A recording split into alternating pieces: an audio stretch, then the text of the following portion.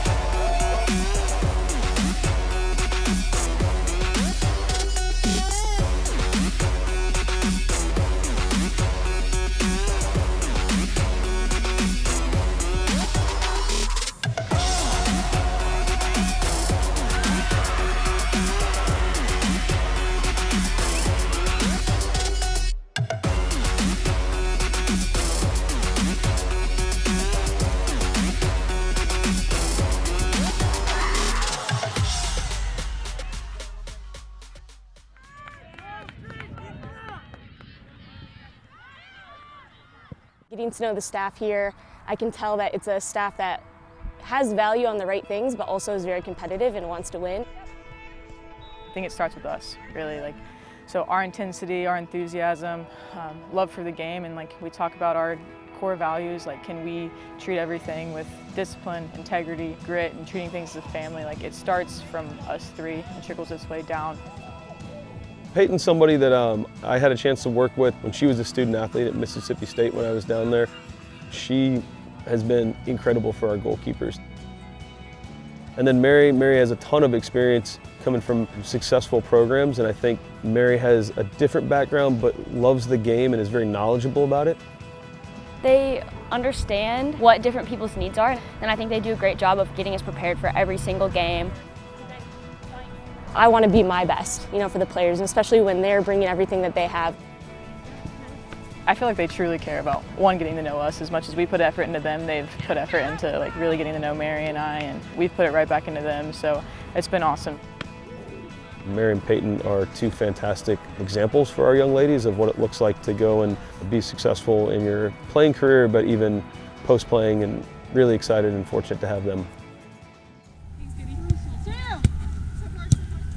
Hey guys, this is our practice before Buffalo, and I'm really excited because we're gonna beat them and we're gonna stay undefeated in the map. Yeah! Ball State! What's up? We got peanut butter pops. So ready for 9 hours. Hooray! We are on the bus. Okay, we're at hour 7. Tori, how are you doing? How's this trip? Actually, it's not that bad. Time has just been flying by. Flying by. What are you doing? Watching soccer? Just watching some soccer. Okay, give a review on how your trip has been. It's been really good. I just feel a lot of it. Hey guys, if you like what you're watching, comment down below, and follow us.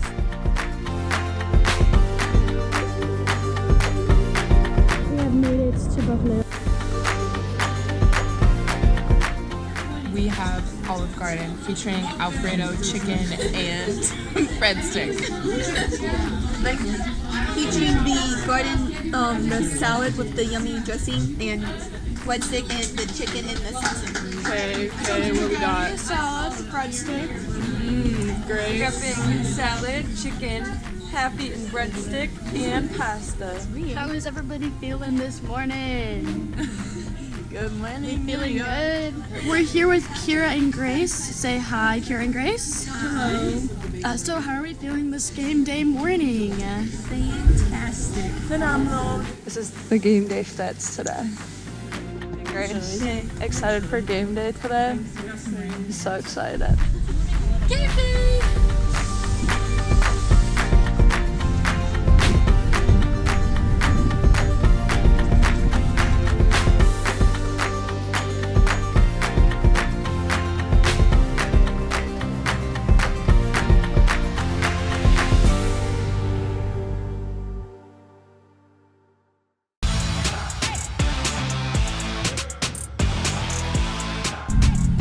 Winning today. That's on the schedule. That's the only thing on the list.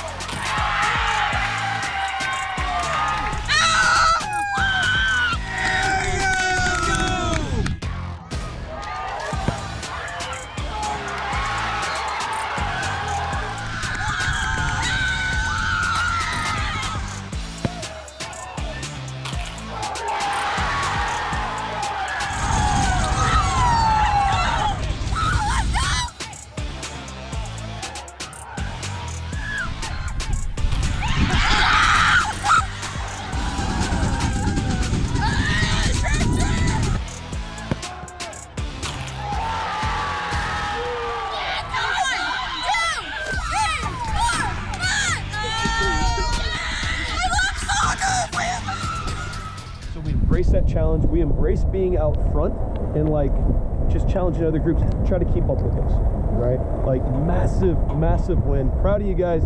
Let's get out of here, man.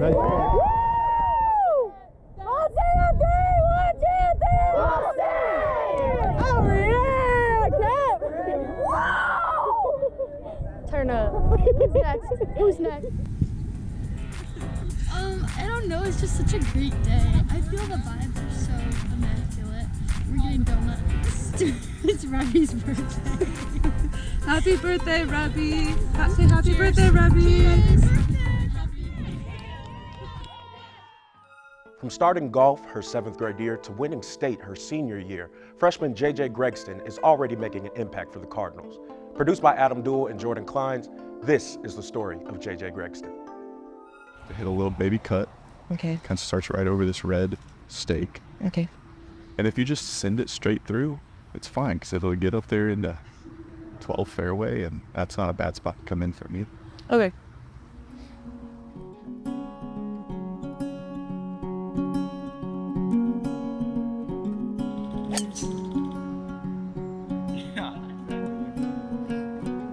Nailed it. My name is JJ Gregston. I'm from Duncan, Oklahoma. I started playing golf my 7th grade year, so about 6 years now probably. I won state my senior year, and my team lost by a shot. So we were pretty good. It was a lot of fun. They were all my best friends, so winning tournaments and stuff with all of them was a lot of fun. Okay. My dad started playing golf after he married my mom because my grandpa is like an avid golfer. My brother played whenever he was really little, and then he quit to play baseball. And then he played at Oklahoma Baptist as a quarterback for their football team. And then he walked on to their golf team. And then he ended up transferring to Oklahoma State to do agronomy. But we're a pretty big golf family. We love to play, so every time we're at a family event, we all just kind of go out and play golf together, and it's a lot of fun.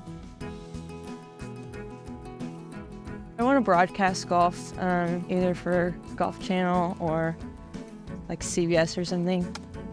I have grown up watching golf, and it's just a lot of fun to watch the announcers in golf, like how kind of hyped up that they get for good shots and stuff. Yeah, well. but it's just kind of always like something that I wanted to do. I want to make history in the fact of like people remembering the calls that I make for shots. And I just think that it would be a lot of fun to kind of be there for the big moments of golf.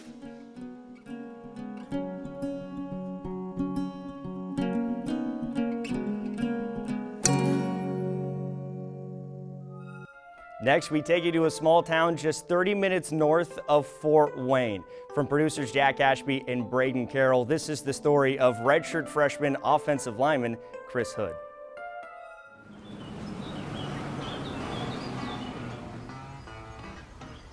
It's not hard to hide. Everyone can see you, everyone can just point you out in a crowd, and so especially me growing up in a small town, being the size that I was, everyone knew you. It definitely did come with a lot of pressure. You know, you felt like you had a standard to live up to, and you know, that's kind of been my level.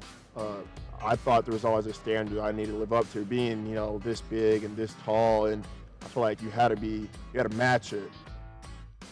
I could see from a small age, it was just, I was destined to be so tall, and then as, you know, I grew up, I only got taller and bigger and bigger and bigger, so I knew, you know, something was gonna happen. I think what was helping him was the fact that he was teaching me and explaining things to me, so that helped him understand exactly what he had to do, and watching it was kind of fun.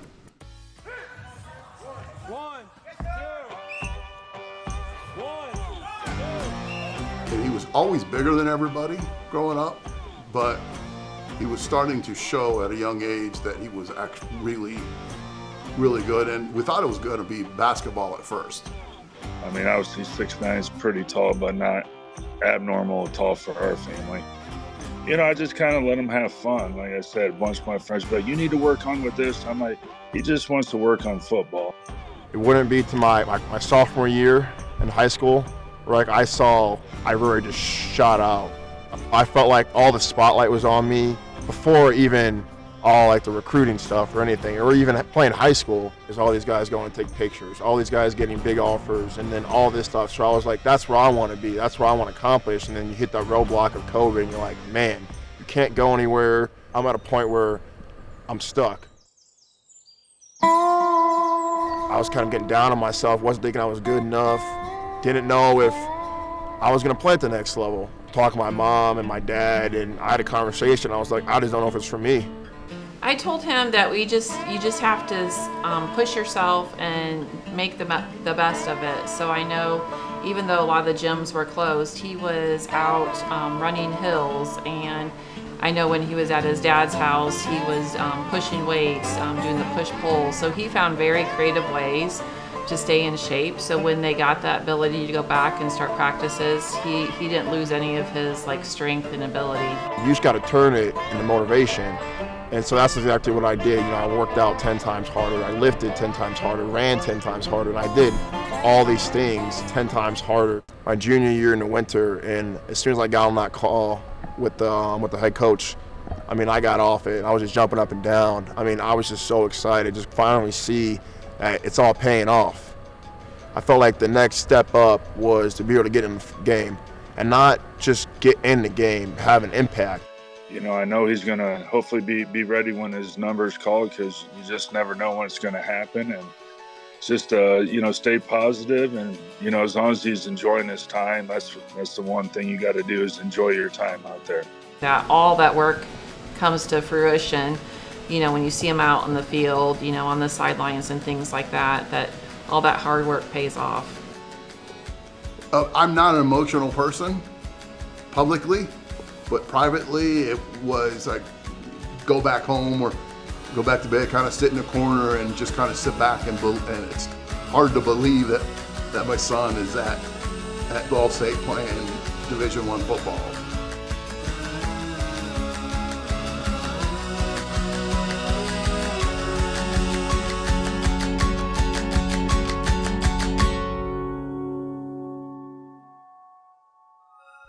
Hailing from Zimbabwe, volleyball has always been more than a game for Tinashe Ndaba-Zotcheva.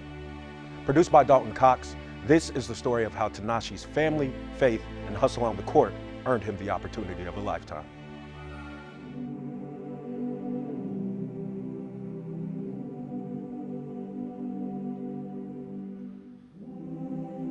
Shinaishet means God with us.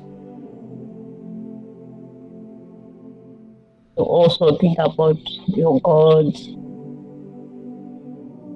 how He is done to you, what He has done to you. When I got Him, I thought, oh, God is with us. For me, it just means like, no matter what I do, God is still with me.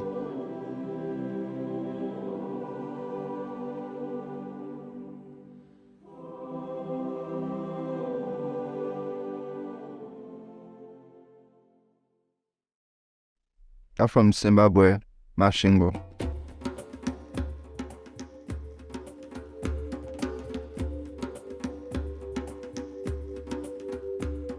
Masvingo is just like a small town, small families, small schools to accommodate like few people, I guess, because the population is a little small there.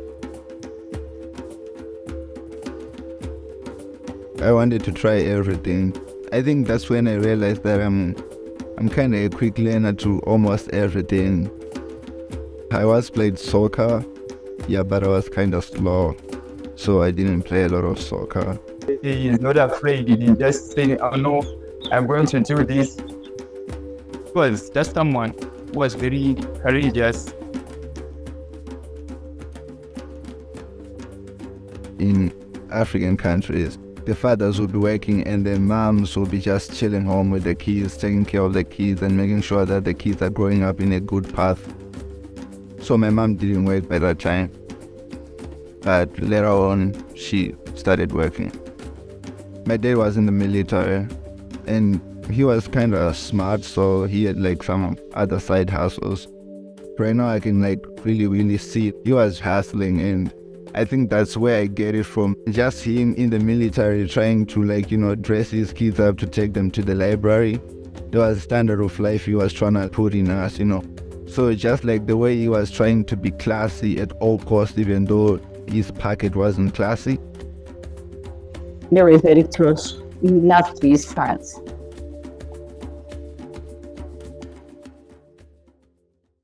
It was a Sunday, so we went to the church.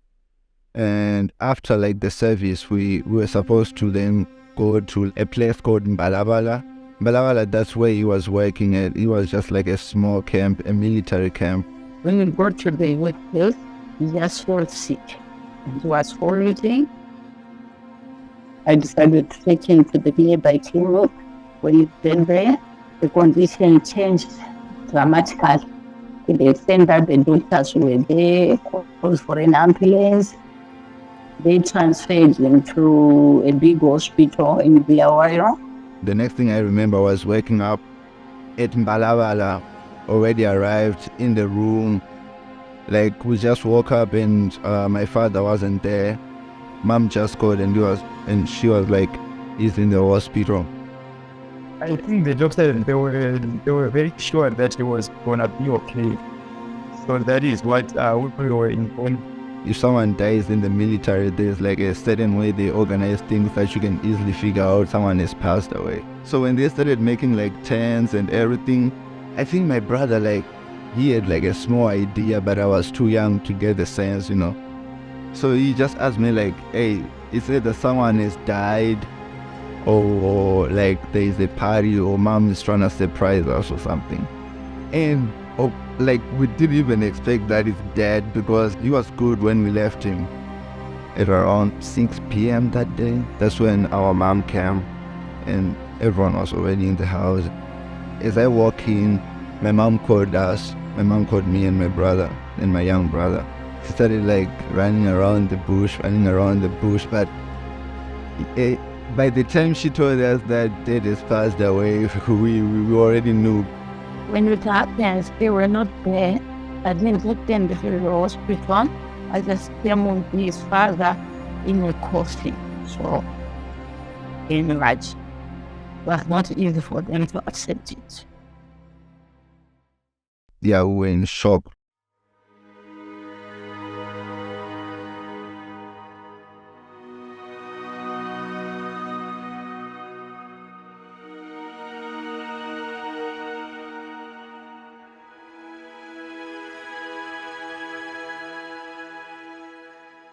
was like the big brothers, so I had to comfort my brothers about what was happening.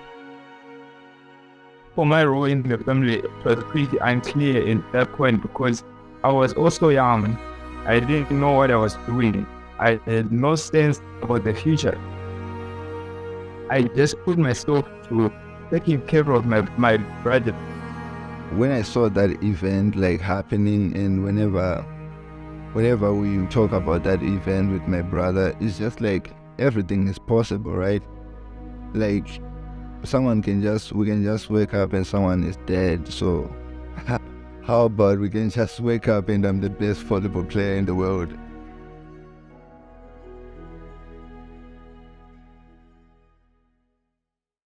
My brother taught me volleyball. My brother was playing volleyball at our primary school, and we just go there to watch them play. And I would just like see like the vibe, like he would play volleyball after the game, you know, talk to some girls, you know, get some hugs. You know, when we are kids, hugs, it's like a big thing. Oh, I got a hug. And then my brother would just come home and, you know, trash talk me about that, like, hey, did you see the way I was playing today, you know? And then I was like, since I'm good at learning everything, let me try to learn volleyball. I started just playing volleyball with my brother, and he started teaching me. And that's why I still respect him up to now. We started playing volleyball even in our backyard. I think we played for like 3 years. He has a rule that says he doesn't lose. So you beat me like every day for like a year, I guess. And after that, I started getting better. That's when I realized that I'm getting better than you. We have 10 provinces in Zimbabwe. So in each and every province, for the youth games, each and every province has to come up with like one team. To be honest, I just went there, I wasn't selected. So I was like, okay, I might just pull up to the trials. That's when Coach Aaron saw me and he was like, hey, how old are you? I saw him as a boy who was carrying bags for seniors. I said, young man, can we talk? I see you've got that potential and you're more interested in volleyball. Instead of approaching the seniors that you was working with, I did start to talk to him. That was my plan, because before that, I was on Google every day trying to look for his phone number. So that was like a big opportunity for me, like when I saw him and when I realized that he was also interested in me. He called me and he was like, hey kid, we want you to come to Cheshu High School and we'll give you a good scholarship. I called my mom, I was like, hey, you don't have to pay tuition for me anymore. I'm going to Cheshu next year. Coach Aaron is my one coach. Because by that time when he took me to Cheshu, he became everything. Volleyball-wise, teaching me even the capital city style, you know. Because when I went to Cheshu, no one was in Harare. My family was in Masvingo. He's lucky, maybe a manager, let's say, a manager, but a father. I remember at one point there was a club that approached him, and then they approached him with a contract. It was one of the best clubs in Zimbabwe at that time. And that club gave every other player contracts, you know, the same contract. And one of those players who were given the same contract as everyone else was me. Best players in our country, they signed the contract. But for me, since like they cannot send the contract to me, I was pretty young. They sent it to Coach Aaron. He wrote like his own contract, you know, adding more everything, you know, like, hey, if you want this kid, you gotta drop him at school and pick him up at school. And, you know, everything. And like those kind of things, they're like unrealistic. It was his plan to become the first volleyball player in Zimbabwe to play overseas and get a college scholarship so that he can change his life from just playing volleyball in the dust courts here in Africa and playing the volleyball that you normally see in TVs during Olympic Games. He told me, Coach, maybe one day I'll play for America. when we were kids, we were just like, hey, what I go to USA, just see like what is going on, just saying it, only to say it. But as I grew up, it became real, and yeah. I had been in contact with him at my former institution, and he had actually committed there. Then things obviously shifted, as many things did with the pandemic. And then fast forward, you know, we play a season. He was not able to come to the States at that time based on travel guidelines, and then that's kind of where we fell out of touch. He ends up back in the States, and I'm now here at Ball State. And that's kind of when we kind of reconnected, was last summer. When you start watching some video, you know, you're looking for certain things, and with T was in the first 10 seconds, you can realize that this is a unique athlete that does some things differently than most recruits that I was seeing at that time. Even with good AI, I don't think you could recreate what he was doing in that film.